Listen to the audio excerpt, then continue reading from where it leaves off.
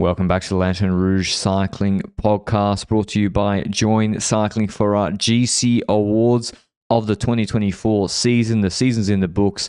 We've got the men and women's awards. Who are the best GC contenders, as well as who we think will be the, say, top 5 GC contenders next year. I think we did that last year. I think we've been high on Ayuso, I think, for a couple of years, and he hasn't broken through. So we'll see. We'll Roglic.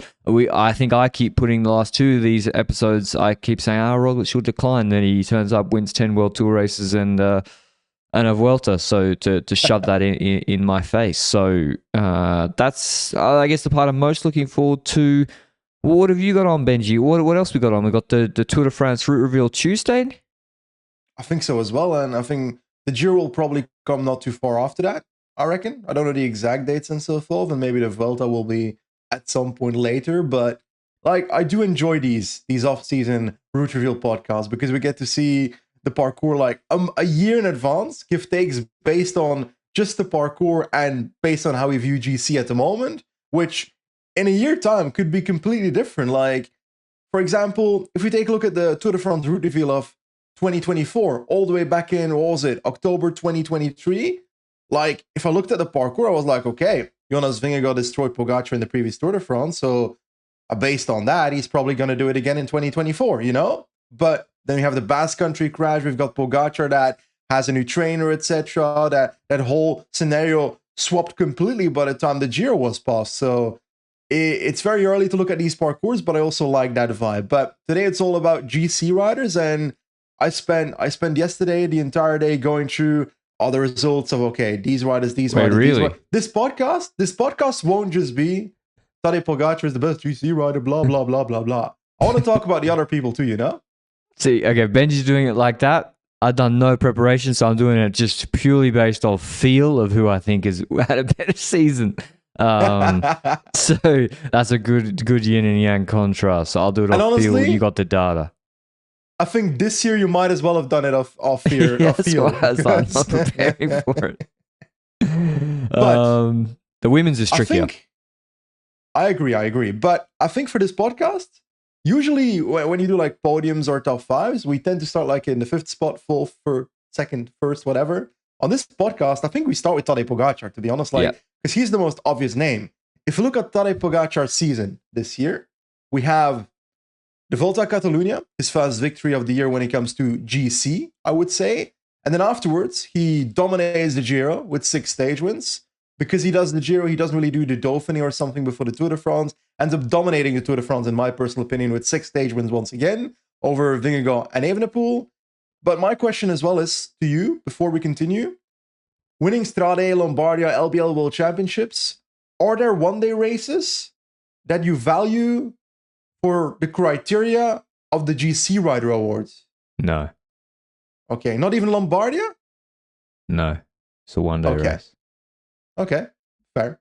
I feel like Lombardia in seasons where it's purely mountainous, I tend to count it a little bit, if that makes sense. But this year, I don't really have that feeling. But I also count Renewy Tour. What the fuck? It's if you win GC, it's a stage race. So if you win GC, that also goes into the calculation. The algorithm in here. So especially because you disrespected the actual name of the race. Bingo Bongo Tour. Yes. Wait, what's it actually called now?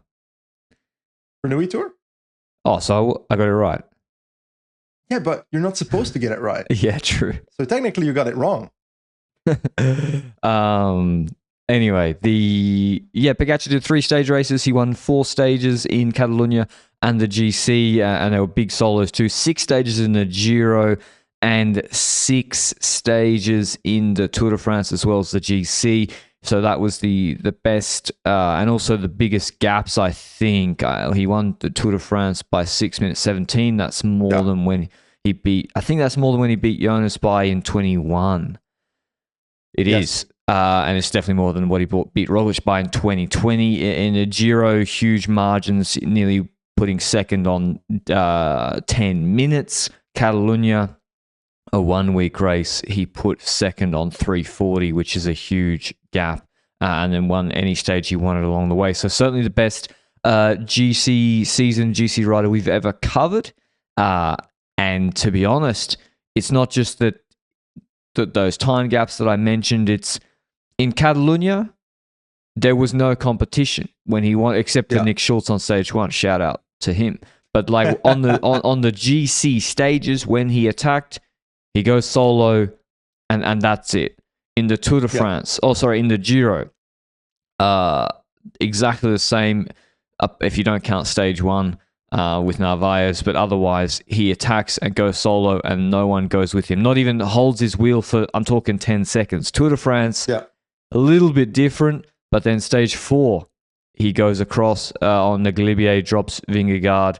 The only GC stage where he got beaten this year was stage 11, and then he put that to rest in the Pyrenees on Pla d'Alais and Plateau de Bay. So almost, it's not just the winning, it's like the dominance is like nothing I've seen before.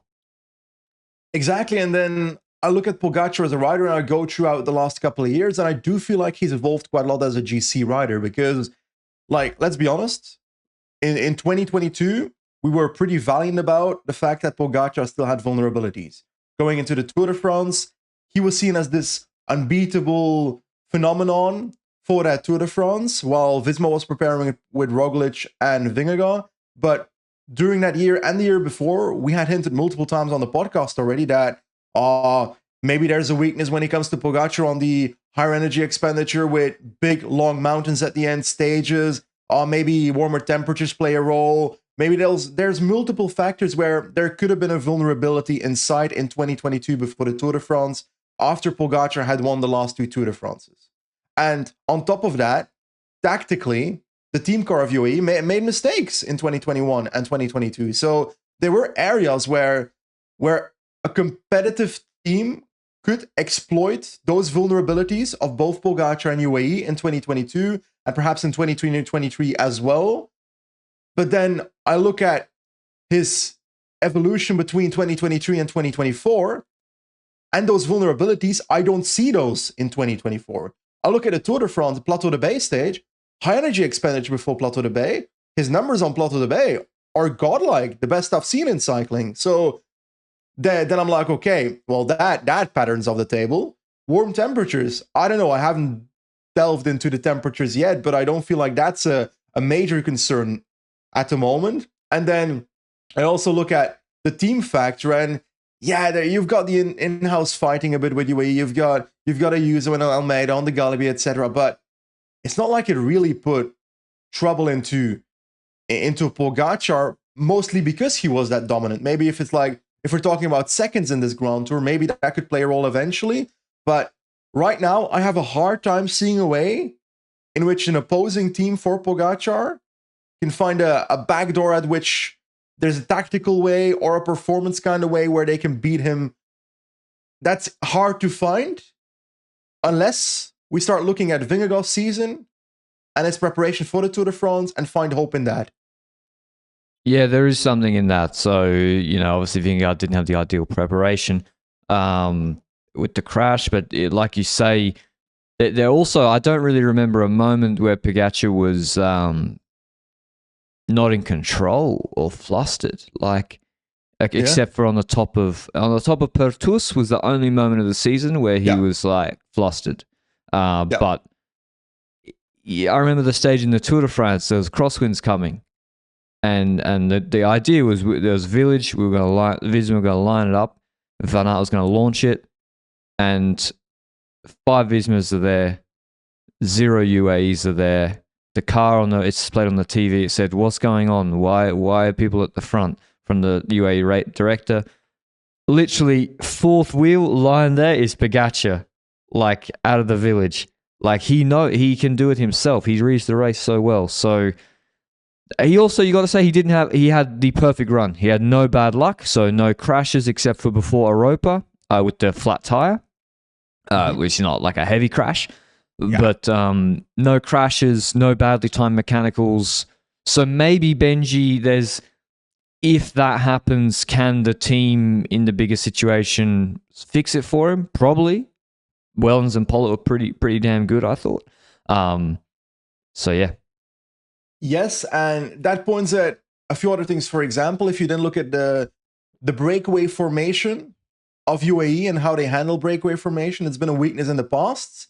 They got Polidin, they got Wellens in over the last 2 years, and do we feel like that's been fixed for UAE, or do we feel like there's still opportunities there? Because if we look at Visma Lease bike this year at the Tour de France, we talk about Vingegaard not being good enough to beat Pogačar. That's step one in that race. But also, Visma Lease bike as a team weren't good enough, in my personal opinion, to put pressure on UAE Team Emirates as a team. That's right. No Sepp Kuss. Van Aert was not in top shape. Like, remember on the gravel stage, he was getting dropped. So, yeah. Like Tratnik, he saved Vingegaard probably 4 minutes on the gravel stage, but he wasn't like a deadly threat. And it was the scripts reversed. Adam Yates jumping in a breakaway on a crosswind stage, making Visma completely panic. That was a stage. Yeah. I don't remember what stage that was. Was it the stage where Arnaud Delis started attacking instead of doing something for a sprint? I vividly remember Arnaud Delis being very aggressive on a climb or a hill at the end of that stage. Anyway, Pogačar just signed an extension with UAE to 2030. I saw rumors on Twitter that he's going up to 8 million euros a year. No way. That'd be ridiculous. Has to be way more. Well, the thing is, like, way more. When we talk about money and cycling, salaries of these top riders, how do we need to see that? Because the average budget is 27 mil of a World Tour team. Yes, but if we take a look at a rider like Pogačar, even with Tom Dumoulin back in the day, yes, he has a salary for the team, but next to that, partnership with that brand individually, If we take a look at Pogačar and UAE Team Emirates, do we know roughly how that is set up from the outside? Not really. Like, what do you mean? How much would he get from UAE Team Emirates? And next to that, does he have personal deals with brands that are around the team or other brands like that sandwich brand in Slovenia? I'm not sure the sandwich brand is is the large portion of the income, but well, like as UAE, they try to own their equipment. So the same holding company or whatever, the same fund, the Sovereign Wealth Fund owns Colnago. They bought Colnago. They own Pisse. Okay. So I heard that they were going to go with a different clothing provider, but because they couldn't buy the company, they went with Pisse, who no one had ever heard of. But they bought them because they could, but they went with them because they could. They've got Piss in their name. I'm sorry. Yeah, they probably should rebrand that. But if the average World Tour budget's 27 million, then Pogačar's probably worth base salary 12 to 15 minimum. Yeah. Because if you put him, and also they're the richest team in the sport, so it's not like they have the average budget, and like the team is commercial. So like the team is not just Tadej Pogačar. That is a very incorrect sporting wise. If you take away his wins, I think they were still the best team in cycling, right? Yes. Maybe, definitely on UCI points. I don't know on quality of wins, maybe not, but on UCI points, they were still the best team in cycling, I'm pretty sure. And so sporting-wise, they're not just Pogačar, I know it, but commercially, they really are commercially. Like, the other guys are not so big a draw. I looked at all the Instagram numbers for every major rider in World Tour and this year and how it changed. And actually, it really is like the Poggy show. He is the commercial driver of that team. So I would expect he's got to be in the 8 figures. Has to be. Pre-bonus. Yeah, but then also, pre-bonus, you're saying that. How large are bonuses for GC riders, like on average? We're not talking an individual rider here or there. Are we talking about, okay, you win the Tour de France, you get 50K? Or are we talking 250K to $1 million, 2 million, 3 million? It depends. I think it's just whatever the team. Is it 7 figures, you think? The Tour? Yeah. I think that's like, Tour's pretty big. If for Poggy winning the Tour, it has to be 7 figures. Unless it's like baked into his base salary. But 7 watches. 7 7 watches, and then he wears a different brand when he's actually goes to dinner, according to Mo. But he says he's doing UAE tour next year. So UAE, I reckon he gets a mil. Yeah. Plus, because he doesn't want to do UAE tour. So he has to do it. It's part of the contract extension. I'm sorry, probably. but if you're getting paid, whatever it is, 7 to 8 figures, high 7 to low 8 figures to be a rider at UAE Team Emirates, then you can get your ass over to UAE and ride the UAE tour. I'm sorry. Well, you do 1 TT and then you do a 25-minute test. Yeah, basically. You get €1 million. But yeah, it also comes with being the best rider in the world, or the best rider ever. So yeah, Pogačar, big extension, 2030. That's until he is, by my maths, 32 years old. He will turn 32 at the end of that year. So that is the rest of his prime, let's say. One would think is there. So let's before we talk about what schedule Pogačar might do next year, a word on our show partner, Join Cycling. 5 degrees, raining here. I ain't going out. I went out on the bike yesterday, did just a cruise with Ben O'Connor, and he was very, very angry with me because I had meetings in the morning, and the morning wasn't so bad. It was like 10 degrees and not sunny, but cloudy. And then we went 5 minutes in. I was like, don't worry, it's been cloudy all day. It's not going to rain. As 2 o'clock we started. He would normally ride earlier. Yeah, he didn't. And then it just starts bucketing down. It goes to 4 degrees, raining. He's so mad. No, he wasn't actually. It was fun. But yeah, the autumn is here. Maybe winter is here if you're up in the mountains, and that means maybe time for the turbo trainer comes back on. And if you're using a turbo, don't just aimlessly pedal away. I mean, you can if you want, if that's what makes you happy. But I find, especially when I'm doing indoor training, that's something like Join Cycling's training plans, and they have a specific indoor training plan on Join Cycling, is perfect for that, to give you some purpose to get on the indoor trainer, as well as getting, because I'm also not a 2-hour, 3-hour indoor trainer guy. I'm like an hour and a half max. Even 45 minutes. You can get good bang for buck. I know that's your sweet spot, Benji. Exactly. I like 45 minutes to an hour sometimes, because first of all, some people just don't have the time to ride 2 hours, 3 hours on the bike, and 45 minutes to an hour is worth it. If you do that every single day, I've done that every single day now, roughly for like the last 2 weeks, especially. And even in those last 2 weeks, I've noticed that my FTP has gone up significantly within the Join Cycling app. And I've done an FTP test yesterday, a 20-minute test yesterday, just like Pogačar on Jebel Hafid. I was channeling my inner Pogačar, and my Join Cycling app was like, mate, you got better, sir. And that motivates me. But it's also, if one day I don't get that 45 minutes, or I gotta confess, a few days ago, I jumped on the trainer and I was like, ooh, let me test my 2-minute power on this first climb I arrive at. I went 2 minutes all out. Then I died and I stopped my ride after 11 minutes.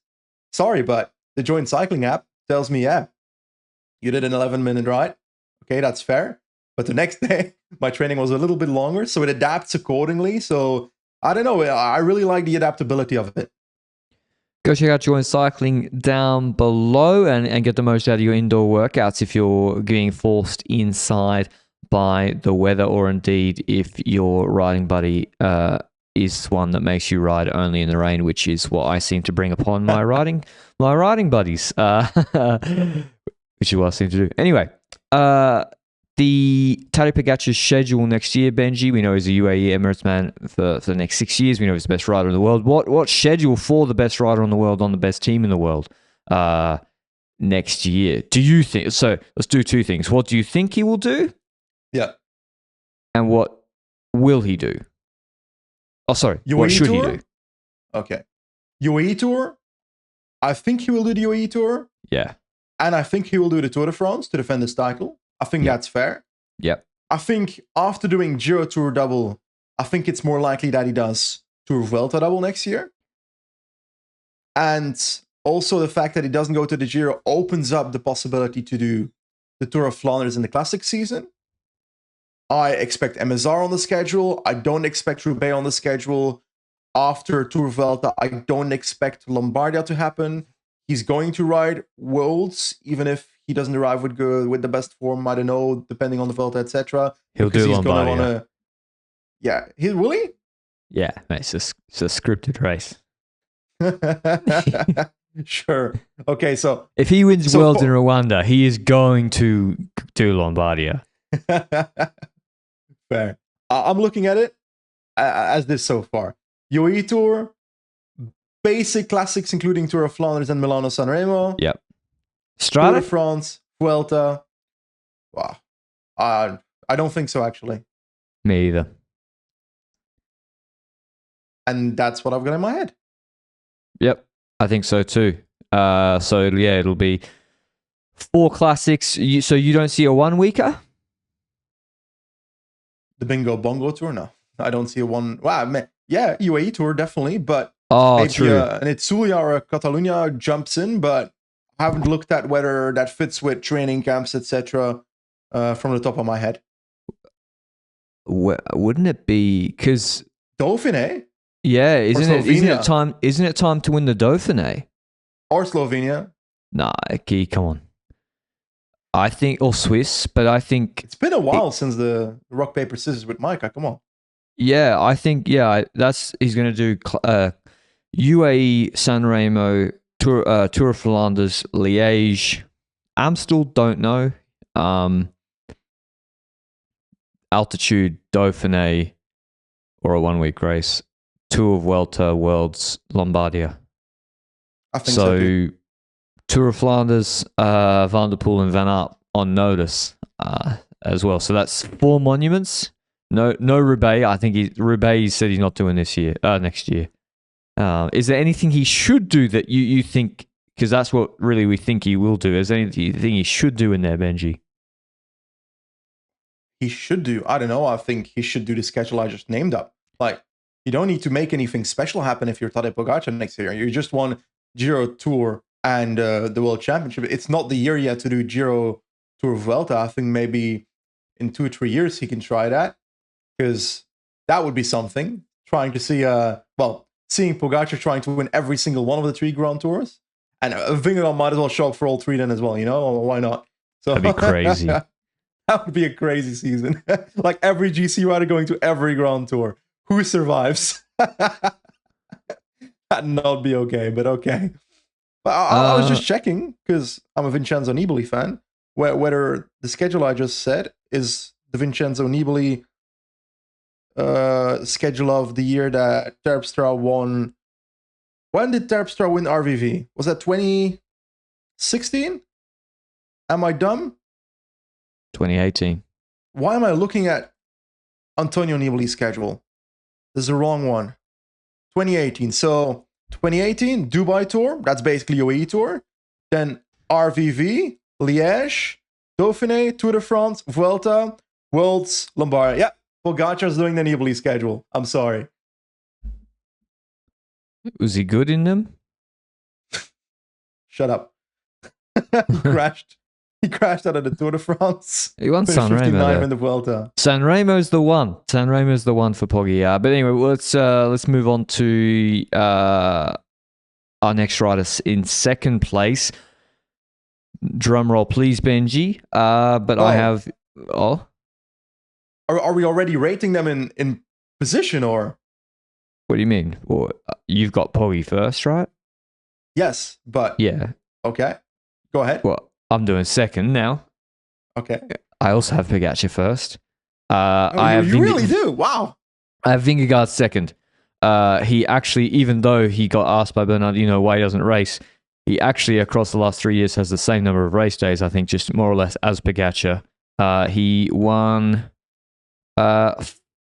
3 stage races this year, 2 at World Tour level, Bologna and Tirreno. Camino as well, obviously won, but it's not against big competition, and then was second at the Tour de France and was the closest, I would say, to pushing Pogačar in a GC this year, and was second on a handful of stages. So I would say Roglic did win maybe Roglic has the Dauphiné that sort of neutralizes or matches Vingegaard's Tirreno, and then you can say, well, Roglic won the Vuelta. That's better than second at the Tour and first at Polonia. Or is it, Benji? Because Remco also in level was good, but Remco actually didn't. Remco didn't win a stage race outside of Algarve. He didn't win a World Tour level stage race. So why should Vingegaard be second best GC rider ahead of Roglic this year? Yes, because he's a much better GC rider than Primoz Roglic, in my personal opinion. And that's not just results. That's also the base fact that he's a better GC rider. Yes, the results. You've got Roglic winning the Vuelta, but Jonas Vingegaard getting second at the Tour de France.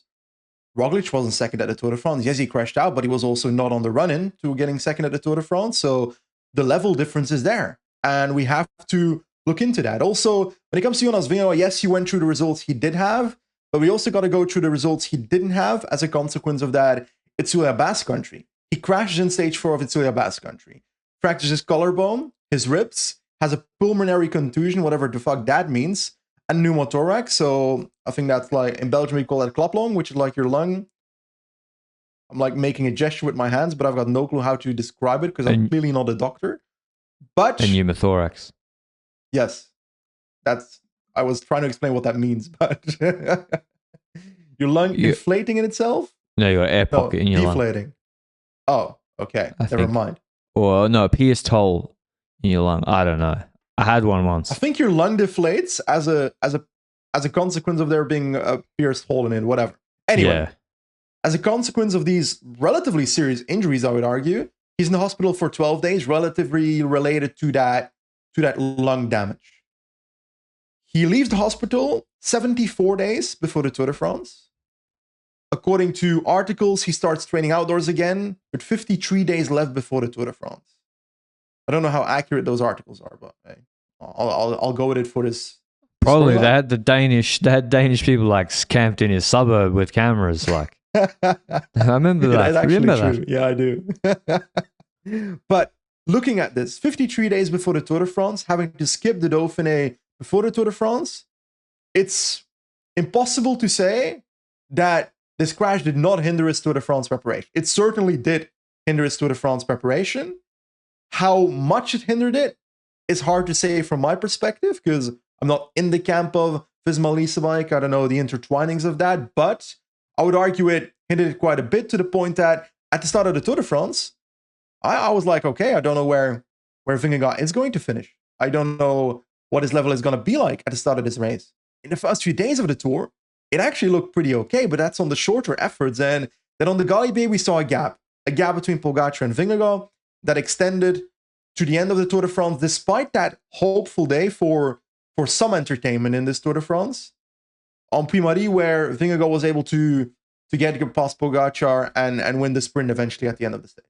Now, I will say, we didn't come to the Tour de France. Pogačar's riding his best numbers ever. Evenepoel getting third is riding his best numbers ever. Vingegaard, despite this shitty preparation, is riding his best numbers ever, which might lead us to believe, okay, oh no, that injury had no consequence, but that's not really true. He still had a shit preparation, but is still riding his best numbers ever, which leads me to believe that with full preparation, there's more possible for Jonas Vingegaard. Is that enough to take on Tadej Pogačar in 2025? I don't know. But at least there's a bit of hope that we have a 1v1 battle next year, you know? Yeah, exactly. It's however much it affected his preparation, the crash, you have to say it did affect it and wasn't ideal. Even just on the like you go from crashing out, fearful of your life, and then the first racing experience you have next is the Tour de France Stage 1, which actually probably was a good stage because it was a hard stage, but not like hectic for positioning, that Stage 1 opener, but still you have that as you're going straight back in. Imagine if it started in Bretagne or something. Yeah, next year it does. Oh, fuck, Next year there's 9 stages in a row in the north that are going to be carnage. But yeah, it was I think it's inarguable that on level he was the second best GC rider this year, and also he does have the results to back it up, especially when he went to Bologna, halfway on holiday and cleaned it up. So I know it's not the biggest race, but it is a World Tour level stage race. The tricky one is third for me, Benji. Remco Evenepoel. And this is where your sort of where do you rate one days comes in. Second at Paris-Nice, where if the TTT had been an ITT, I dare say it would have been different. But tactically, he kind of got outplayed in Paris-Nice, I would say, when Jorgensen dashed up the road with Schielmoser and McNulty. He also crashed out of Basque. He won Algarve from the TT. He was 7th in the Dauphiné, and it's like you can't criticize him for being 7th there because actually he was coming back from the crash, getting into shape. He won the TT there. Then the Tour, he was 3rd as well, and he looked better than Roglic before Roglic crashed out. And even when it comes to that 7th at the Dauphiné, Lefevre came out after that race saying he had a sore throat, that they were fearful for a Giro COVID situation, but he tested negative for COVID during that Dauphiné. So you could argue that that impacted that. But for me, it's not about one-day races, the differences between Roglic and Evenepoel. For me, throughout the entire storyline, throughout our criteria that we decide these GC awards on, I look at these two riders and I see the clash between what I see on the road in terms of performance, as in the Tour de France, Remco Evenepoel was better than Primož Roglic, in my personal opinion, as a GC rider. But Roglic then has the better results, in my opinion, to back up his GC claim. Because, yes, getting third at the Tour de France is something that Roglic did not achieve this year. And with the level he showed at the Tour de France before his crash, in my opinion, Evenepoel would have taken it. The Vuelta win, I'm sorry, but Evenepoel doesn't really have the wins outside of that Tour de France podium to shout about the success this year outside of the one-day races. Because the one-day races, like we said, don't really matter too much to me for this specific award. So for me, because of the Vuelta, Roglic takes it this year, but I am of the opinion that Remco Evenepoel is a better GC rider overall right now. I got Roglic third as well, just because Remco, he didn't win it. It's not like he won a World Tour 1 week either. So he should have won Paris-Nice.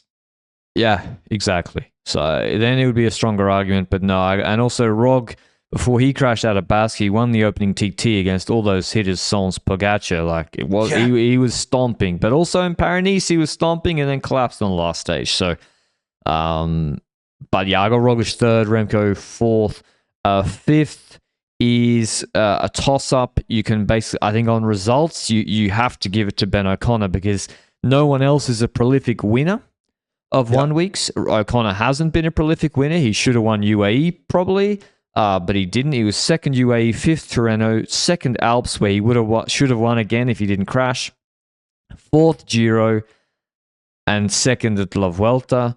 I think I cannot give Martinez or Thomas or Enrique Mas, who have Grand Tour podiums but nothing else. There's just no way you can put them ahead of him. I agree. I'm sorry, but yes, Ben O'Connor is not a top 10 climber in the world, in my opinion.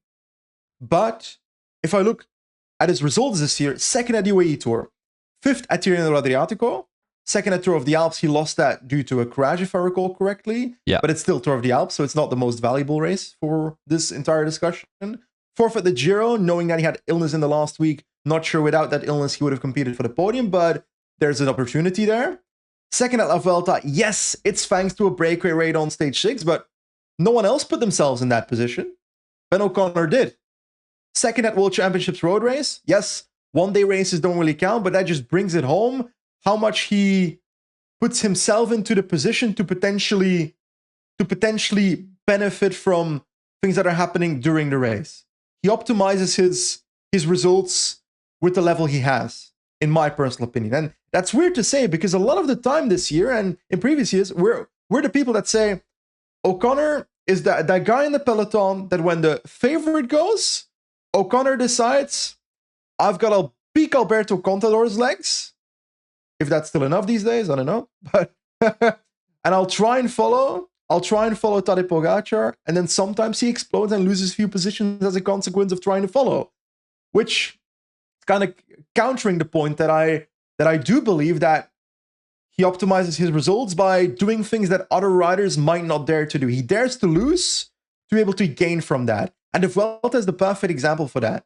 And that breakaway stage to Junquera, I think, gaining that amount of minutes there, yes, that puts him in the position that leads to him getting second at La Vuelta.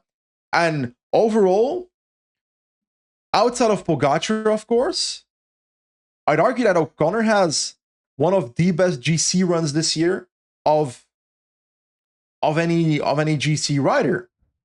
And that's the thing, like what you said there about the way he races differently. Almeida is physiologically a much bigger climbing talent than O'Connor.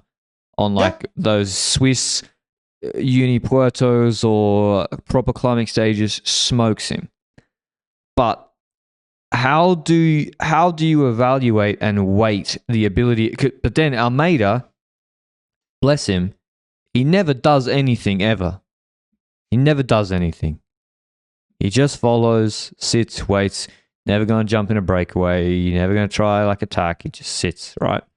O'Connor's the opposite. He got dropped after he went into the red jersey. He got dropped every single day, and not just by Roglic. He got dropped by everybody every single day. Yeah, but he goes in breakaways. He'll attack on a descent. He's actually quite punchy. His fatigue resistant, like on a hilly stage, on a hilly rolling stage, or in take for example the stage where he went in the break with Asgreen and Moric in the Tour de France. Almeida could never be in that position. So how do you weight that for a GC rider?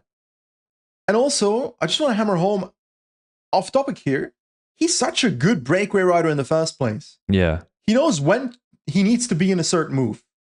He doesn't miss splits that often, if I recall correctly, in breakaways. He puts himself in the position to be in that breakaway in the first place, but also in the breakaway, he makes it happen himself. And yeah, I don't know how much you weigh that for a GC rider, but in this case, we can weigh that based on the fact that it brought the results of which we can base it on. And for me, Ben O'Connor is definitely fifth. Like, yeah, he's fifth. It's not even close for me. No. Versus the rest. Carlos Rodriguez was building a case because he was second in Basque, won Romandy, fourth at Dauphiné, but then the tour all went wrong. Say he's got a fifth at the Tour and third at the Vuelta, then you got a guy who won a World Tour 1 week plus a podium, but he didn't. Same with Almeida. He podiumed one World Tour stage race this year. Yeah, but I find the UAE GC riders hard to judge this year for GC awards. They just don't have the results, and that's partially because they want to ride the Tour de France. You've got Almeida riding the Tour de France, Ayuso riding the Tour de France. If they don't ride that, they might podium another Grand Tour. And they got sick. Yeah. So Ayuso got sick in the Tour, and Almeida got sick in the Vuelta. But O'Connor got sick in the Giro, so it's like... Yeah, true. Almeida looked good before he got sick at the Vuelta. Devastating. Yeah, what was he with? Did he? Yeah, he did. Oh yeah, he followed on Viercas. Yes. Almeida style. I mean, did he look good, Benji? Or did he... Yeah. He was going to win that Vuelta. Nah, okay. He was definitely going to podium the Vuelta. Okay, I'll take your word for it. But I'm also an Almeida fan, so... These words have zero value in here. Okay, that's the men's, and who we think are going to be the top 5 next year. I'm going to go first Pogačar, second Vingegaard, third is Remco Evenepoel. I think he figures that he gets a bit more consistent. Fourth and fifth is a tricky one. Who's your? Oh, sorry, because then I'm going to still keep Roglic fourth. He just wins so much. Fifth. Is this the time for Leonard Van Eyfeld to step up? Nah. Nah, not yet. Too early? I see people that will get into this top 5 are people that are on the brink of being in the first place because I don't see O'Connor repeating the season. No. So I feel like O'Connor's going to drop out of the top 5 here. But also, who of UAE will be able to ride the Giro and Vuelta, or mainly the Giro? Is that going to ride the Giro or Almeida? The Giro? Ayuso do the Giro. Whoever that UAE rider is that rides the Giro enters the top 5 for me. Matteo Jorgensen's knocking on the door. There's Simon Yates. There's Adam Yates, Carlos Rodriguez, Ayuso. Hindley could make a comeback. For me, Jorgensen is hindered by his ability to top 5 a Grand Tour for this award, which that's harsh because he can probably win a lot of the one-week races in his career, and he got 8th at the Tour de France. There's more possible, but he's probably going to be domestic at the Tour de France for Vingegaard. And he's going to focus on the classics in spring instead of stage races. So in the latter in April. So it's not like he's going to do 3 1-weekers before the Tour. He'll probably do 2 and then classics before the Tour. So, Landa, we didn't mention it all, but he was 5th in the Tour and 8th in the World Tour and 2nd in Catalunya behind Poggi, which is pretty good. So Landa also had a crazy season for his first year on Quickstep. If we take a look at Evenepoel's career and we look at the years, is it me or is 2022, 2024, it's kind of like every 2 years that he has a best season, you know? Yeah. Yes, he became... Yeah. Remco's won 2 World Tour level stage races in the last 3 years. But I'm more leaning towards the... Yeah, go ahead first with your point. Well, and it was UAE and La Vuelta. I'm saying we've both, or I think we've put Remco 3rd, but also, and his level in the Tour was outstanding. And he won the Vuelta 2 years ago. I accept that, but in 1 week's to be 3rd, he needs to win and podium. Yeah, he needs to win these. Especially if he's going when Pog and Vingegaard are not there, then he has to win. My point was more that, is there some truth to the fact that, for example, Remco Evenepoel, if I take a look at those results, 2023 was not as good as 2022 and not as good as 2024. Can we conclude from that sometimes there's the possibility that a rider like that needs like a top year? You've got a year where you have to live up to the expectations of the previous year before, which makes it harder for that next year. So it takes another year extra to really step up again and deliver those top results. Is there a reality to that for some riders? I think he was the same last year. He just got sick in the Giro. Yeah, fair. I think he was going to win that Giro. So, but also, it's been a growth when it comes to GC for Evenepoel as well. If we take a look at that Giro, he was at, 61 kilos at the start of that Giro, which was under what he was at the Vuelta before, if I recall correctly, in 2022. And then at this Tour de France, he didn't show up at 61 kilos. He showed up at 63 kilos. So you look at those scenarios and, it's a learning process, seemingly, for Remco as well, and for Quickstep around him, because they don't have that. Yeah, we can say they had Maz and Uran who did well at the Grand Tour at some point, but they don't have that repetitive GC surroundings, culture going into this Remco storyline, you know? Yeah. I think, and Remco's staying at Quickstep, right? Can you confirm that, Benji? Belgium? I don't know if I can confirm that, but based on the active rumors, I would say he definitely isn't going this year to another team. Now I do hear around me that he was actually close to signing for Bora, or the negotiations were real. There.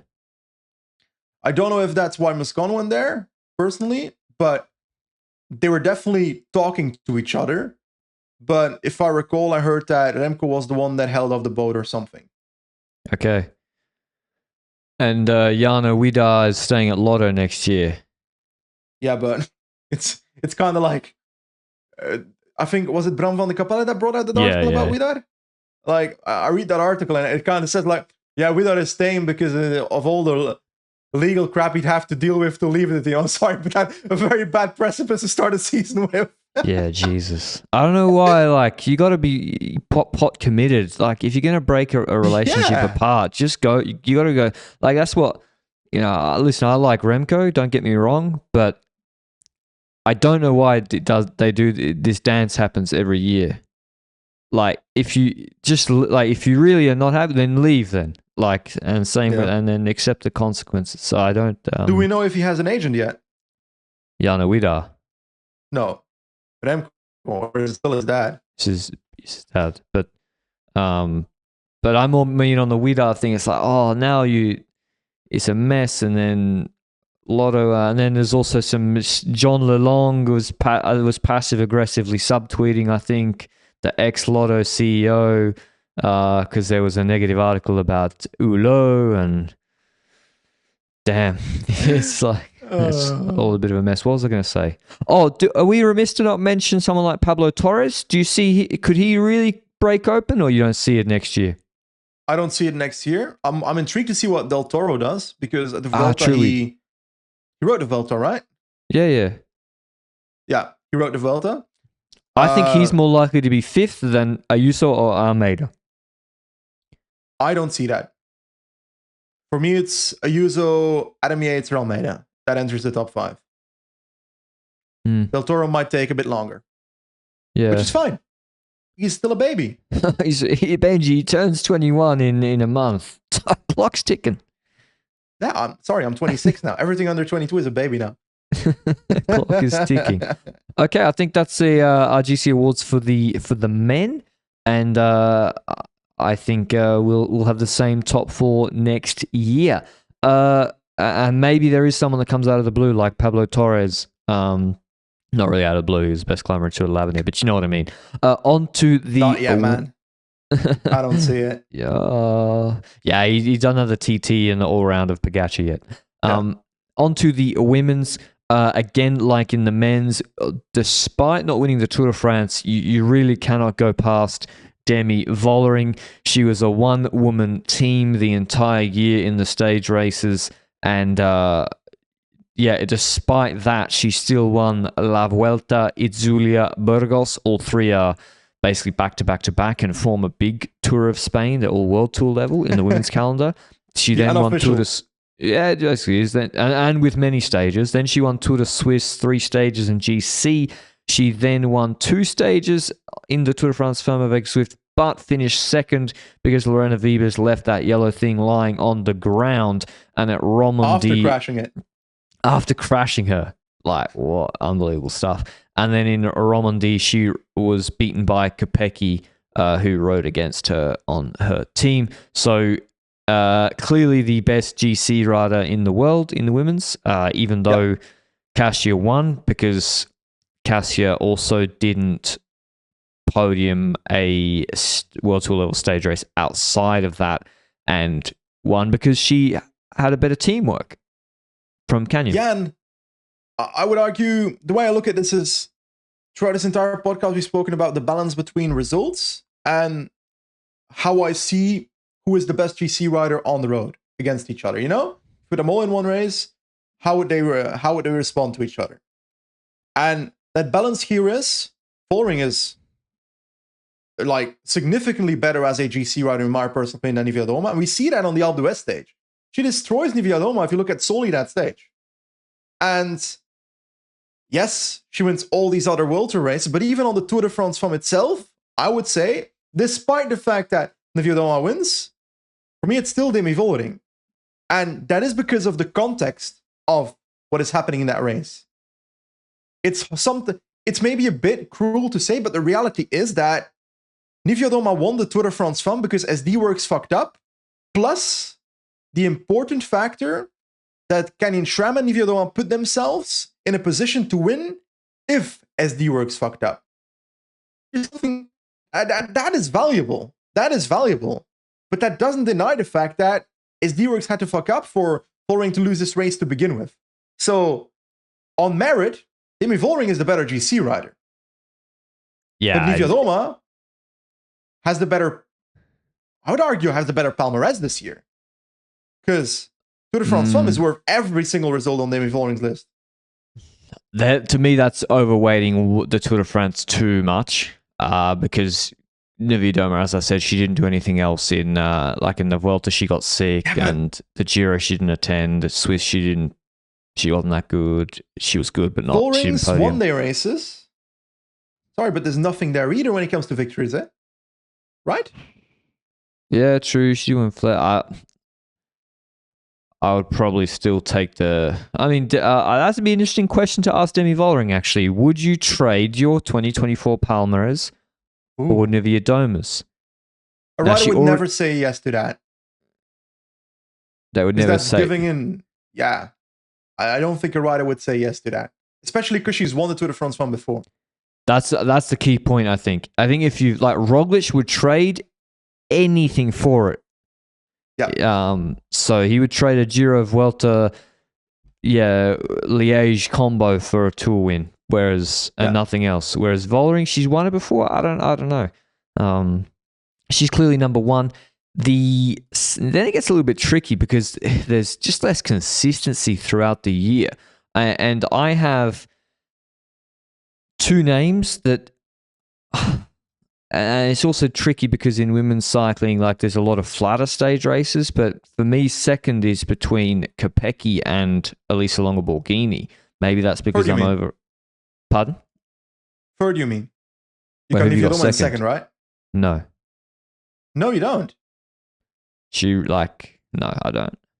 For me, Niewiadoma is second because Tour de France Femme results matter more to me than anything else when it comes to these other riders.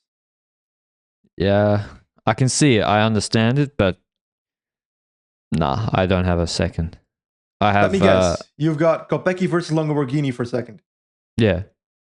Okay. And state your case. Well, they were Longo-Borghini was better in the Vuelta.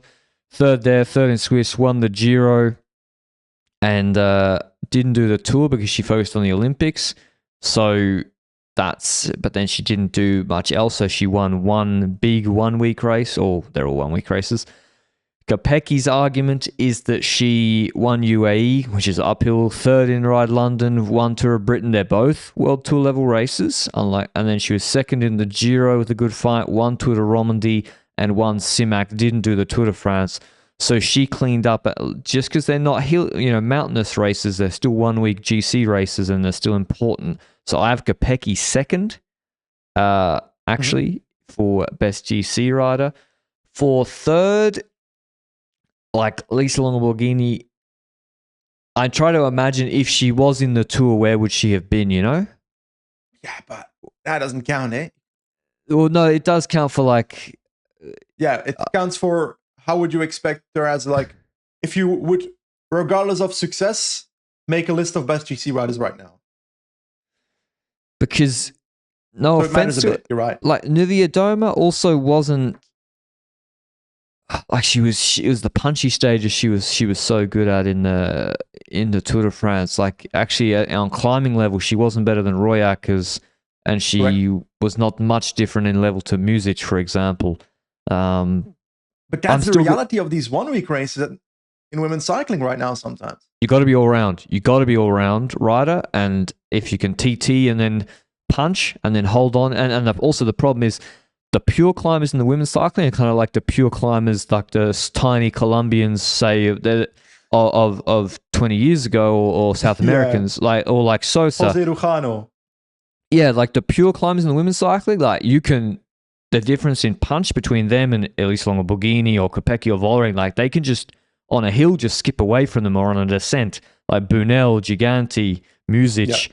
Actually, Music's reasonably punchy, but I actually do have Niewiadoma third though, Benji. I do have a third over ELB, because ELB, I don't want to overrate her too much. I actually think she would have gotten cooked on the longer climbing stages in the Tour. I think she's going to be high up in the 1 day races. Award, I reckon. For me, it's so I said already, Vollering first, Niewiadoma second. For me, Kopecky is third, and Longo-Borghini is fourth. And I actually haven't fought through my fifth spot yet, because then you've got a lot of riders that were relatively consistent throughout the year. If you look at Royackers, 6th at UAE, 9th for La Vuelta Femenina, third at Tour de France Femme, which to me matters a lot. Fourth at the Giro Women, which also matters. Then you've got 12th at Romani. Sorry, that's not a great result. Then I look at Evita Muzic on PCS, and I look at her results and so forth. And if I recall her Vuelta, the result that she came out with doesn't show how much she affected the race, if I recall correctly, because she won a stage against Vollering on Vinuesa, if my memory serves me right, and then she actually was together with Vollering the better climber in that race. So on that race, she was then there, and then she gets third in Burgos as well. But then after that, fourth at the Tour once again. It's close between all these riders, and then I think, okay, there's another Frenchie, and her name is Juliette Labou, and then I think, okay, Tour de France Femme, 9th, disappointing. 5th at Giro d'Italia Women, 3rd at Italia Women, 4th at La Vuelta Femenina. I would rate that season perhaps just under Muzic and Royakkers. And then I think, okay, Realini exists as well at Little Trek. And then I remember, okay, last year, she could have won UAE Tour Women if Little Trek decided so. 4th at UAE Tour Women this year. 5th at Setmana Comunidad Valenciana. Not too important. Extremadura, 2nd, not too important that race. 7th at Swiss, disappointing. 7th at Giro d'Italia Women, kind of disappointing. 5th at Tour de France Femme avec Zwift, that's a good result. But that also puts her under Muzic and Royakkers for me. So because of 3rd at Tour de France Femme, I would lean towards Royakkers, but it's very close between Muzic and Royakkers for me, the 5th spot. Am I missing someone completely? I'll take Labou over Muzic. Okay. Is it because GC season? You see, results-wise or level-wise? Yeah, she's just a bit more consistent throughout the year, and slightly better results on average outside of the Tour. So 9th versus 5th, but then Labou's better in the other races. I mean, it's all much of a muchness. It's like, yeah, Royakker's really high peak in the Tour de France, where she was like hanging with like she cost Demi the Tour de France as well, because she was so good. Vollering did not know what to do. Having someone on her basically GC time with her, she didn't know what to do with Royakkers. So Royakkers really high level in one or two stages. I think the reason that I put Labou under Muzic in my head is because of the expectations going into the season as well. I was expecting more from Labou this year, while I wasn't expecting Muzic to 1v1 Vollering at La Vuelta Femenina, you know? Yeah, I know what you mean. 5th, I'm just going to go with I'm going to go with 5th. I'm going to go with Royakkers just because of that high peak, and then the other two, it's a lot of middle. Although Muzic and the Vuelta are quite good. What's quite interesting to talk about next year, Benji, so a lot of change, because like Pogačar's stable. You know, all the guys we just mentioned in the men's top 5, they're all on the same team next year as they are this year. There's no big change, but the women's is a lot of change. You have Vollering goes to FDJ. She has a super team with her. You got Ferrand Prevot coming back to road cycling with Visma. You've got Alicia Longo Borghini moving to UAE, and they're building around her. Kopecky now is the one-woman GC show at SD Works, so she might lead GC at the Tour de France for SD Works. Lot more change. Is Labou? She's staying on the same team. No, Labou is going to FDJ alongside Vollering. Muzic is also there, so they have 3 of the riders we've just been talking about. What's your top 5 look like next year? It's difficult because Van der Breggen is also arriving, and she was definitely in the top 5 for multiple years of her career. Wow, man, women's cycling, I'm so hyped for next year. This could be the best or the biggest anticlimax. No, I don't think so. I mean, FDJ looks scary, but I'm really hyped to see what it looks like. But like Ferrand Prevot, I'm sorry, but how is it possible for me to predict what she's going to do next year if the only thing I remember, like, I'll be honest, like in 2014, 2015, I was not watching every Giro Rosa stage, because if I recall, that's what it was called back then.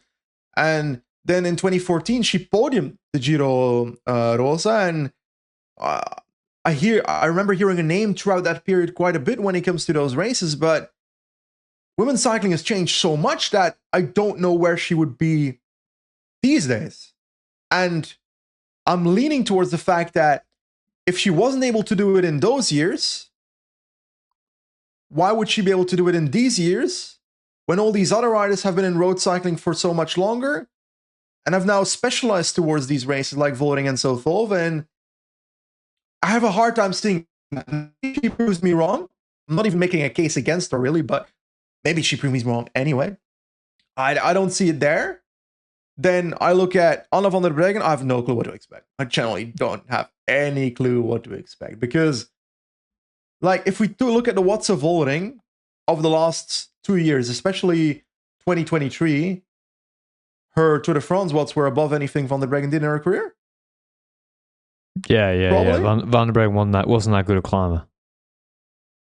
So I wouldn't be surprised if Van der Breggen shows up in the top 5, but I'm also leaning towards maybe just not. I have something, I don't know, I have a personal bias against riders that retire and then come back. Like, I know that feeling is probably not there for Van der Breggen or any rider that does it, but in my head it's like, it feels sometimes like a little bit of arrogance of like, I'm going to come back and I'm going to show these kids how it's done. That's how it feels in my head, which that's probably not how she feels about it. Or she's making $100,000 for like a year for 10 years, and then now they're making $500,000, and she's like, let me get some of that. I would do the same thing. Like, the budgets of the World Tour women's teams has tripled in the last 4 years, and if you can be a top 10 GC rider, you can make a good living. So yeah, I'm not just saying it's for the money, but also maybe she just misses it. Yeah, it could she just misses it. But I think maybe she saw Vollering going away and she was like, "Let me show this Demi that." But it seems unrealistic, Benji, that you can step away. I don't know how much she's been training, but you can step away, don't race, be in the car, and you'll have improved. That just seems. I don't like the idea of stepping away and coming back. Just in general in sports. Well, why not? I have some internal bias against riders that retire and come back. If you retire, you retire. I'm sorry. Yeah, Cav. He didn't retire, technically. But no, I mean now. What? Yeah, I feel like if a team pitched him, Cav would come back. I don't know. But yeah, you're right, Benji. It's like, it seems unrealistic. Say the last climbing performances from Pauline Ferrand-Prévot from 10 years ago, proper climbing performances, because she did only one-day races really in from 2016 onwards, and 2015 and 14 Giro, she wasn't the best climber. Like Emma Pooley cooked her on Gizala. This is 10 years ago, and yeah, she was 22 at the time, so I presume she's improved, like her endurance. It's also, you got to say, women's cycling has changed so much just in the parcours. So is it the case that these really difficult stages in the mountains that decide GC in the Tour de France, like the Le Grand Bornand stage to Alpe d'Huez, like 150 Ks, 3,750 meters altitude, they're a common feature now. And is that going to be an advantage for someone like Ferrand-Prévot? And they weren't so common back then. I don't know. So I don't know. My top 5 is Demi Vollering 1, and Evita Muzic 2nd. They're also changing bike manufacturer, so she'll be on a better bike next year. That's not insignificant for Muzic, for TT, for everything. Okay. So I've got Muzic 2nd. I have. I actually don't know. Will ELB get better at UAE than Trek? Trek women are pretty good. I've got a completely different top 3 already. What? Okay, I'll keep going then. I've got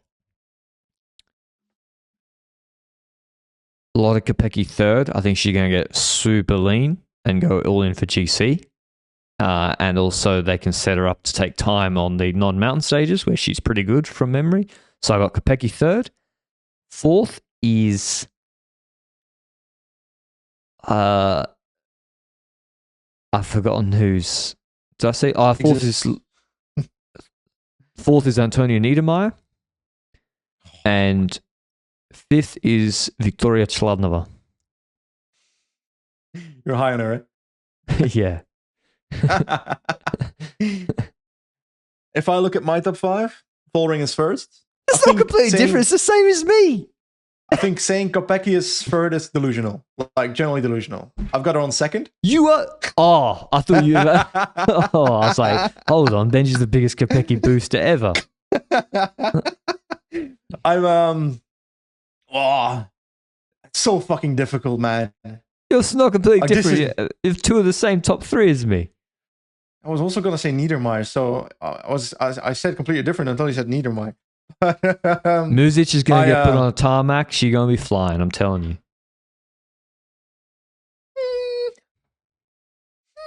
And why are we not mentioning Marion Bunel, Gigante, Riolini type operators?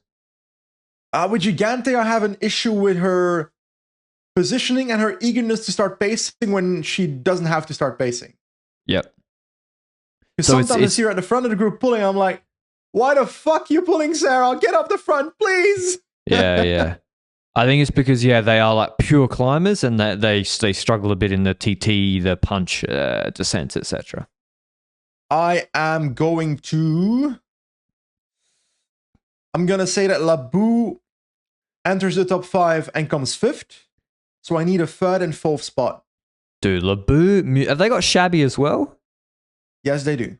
That FDJ Suez team is fucking ridiculous. Like, I'm sorry. Okay, they got Wallace. Especially if the rumors are true that they got Vollering relatively easily, quote unquote. Yeah. I'm pretty sure the team got her for free. Or like not for free, but like I think free. Special paying her salary. And the team owner was like, sure they said to the team owner, do you want Demi Vollering? We'll pay her salary. Yeah. Like, yes. The fellow was like, sure, buddy, I'll take it. Yeah. So, because they already had done that, they'd already spent their money. You can see where they'd already spent their money. Because in theory, you wouldn't get Labou if you have Demi coming. Yeah, but maybe also, Labou didn't even know that. How crazy is the situation that Specialized and Vollering are doing that towards FDJ Suez?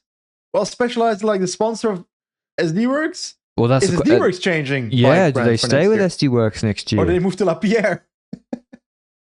Yeah, that's an interesting question. But like they bring in Celia Géry. So there's 3 top juniors. Yeah. Ferguson, Chladnova, Géry. They got the best one and she's French. So she's a really good all-round rider. Eglantine Rayer, she was a better climber in juniors than all these top juniors we talk about. Like she was... where was it? In 2022, she was same time as Muzic, who's I think 5 years older than her, when she was like a 17-year-old on those Alpes Grésivaudan Classic. She won to 11-year stage. They got her, French rider. Shabby, crazy good rider on Canyon SRAM. She's had a tough season. Wollaston, they'll set her up, and she's going to be, she beat Vos in a couple of sprints. She's looking good. And then Labou, it's a ridiculous team, like with Vollering. So, did we underrate Bradbury in the way we didn't speak about her podiuming Tour Down Under, podiuming UAE Tour, podiuming to the Swiss women, podiuming Giro d'Italia women? I think we did, because she was not good in the Tour. Yeah, I think we underrated her. She's Bradbury's for sure a top 5 or 6 climber. Yeah. Because like her feet, she attacked, she dropped Kopecky for a time. Yeah, she's in my top 5. I'm going back. I'm revising it. I'm putting Bradbury in my top 5. Thanks for reminding me. Where? Who's 5th. Out? Who was 5th in the first place? I forgot. I'd need him my 4th, and then someone else 5th, maybe like Muzic or Labou. So I'm putting Bradbury Muzic in 2nd, bro. No, that's for next year. I mean for this year. Oh, for next year? Oh, Jesus Christ. Making it very difficult now. By the way, for my top 5, the thing is, I want to put Niedermayer in 4th as well. The only thing that's like, eating at me a little bit is that Niewiadoma has such an image within Canyon SRAM now that I feel like even if Niedermayer is at the same level or a bit better, Niewiadoma will be leader in my head for the Tour de France fund. And they gave Bradbury the long-term deal to end of 27. But the two Germans, they didn't. They gave 1-year deals. Bauernfeind and Niedermeyer signed a 1-year extension. Very strange, right? That was very strange. You'd think, and why is that? And I don't know how much she's still doing that European Niedermeyer BS. third. Okay. She's got the TT Lamborghini fourth.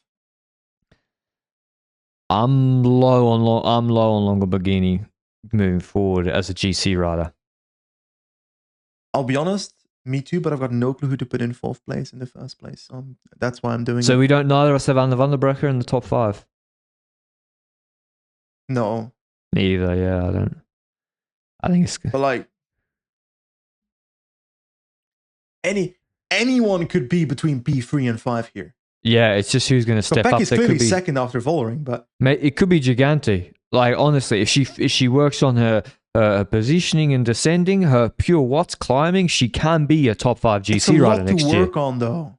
Yeah, but I don't know what's more trainable, like the physiology or the handling, but she has the watts. But That's yeah, for sure. Niedermeyer, I don't know how much she's still doing that ski mountaineering stuff as well. I have no clue what I said. Did I have Niedermeyer in third? Yes, I did. So yeah, I forgot my list as well. Kopecky, Niedermeyer. Then I had Lamborghini and Labou for some reason. It's probably Okay. I should probably put Niewiadoma instead of Lamborghini. I'll do Niewiadoma in fourth. Muzic should be in the top 5, man. I think she's going to be eaten by the fact that Vollering is in the team, while Labou will do the Giro. Ah, okay. It'd be interesting to see how they work. Yeah, she could be put in a lead out role uphill, so that'll be tricky First for her. French rider though in the Tour, it matters, eh? Imagine, yeah, Muzic doesn't wait for Demi. Labou and Muzic in fighting in the Tour de France film. They attack Demi. They'll attack each other first. yeah, probably. Okay, that was our GC Awards show with a bit of a look forward to next year. Hope you enjoyed it. We'll see you with the Tour de France route reveal on Tuesday afternoon. Until then, ciao.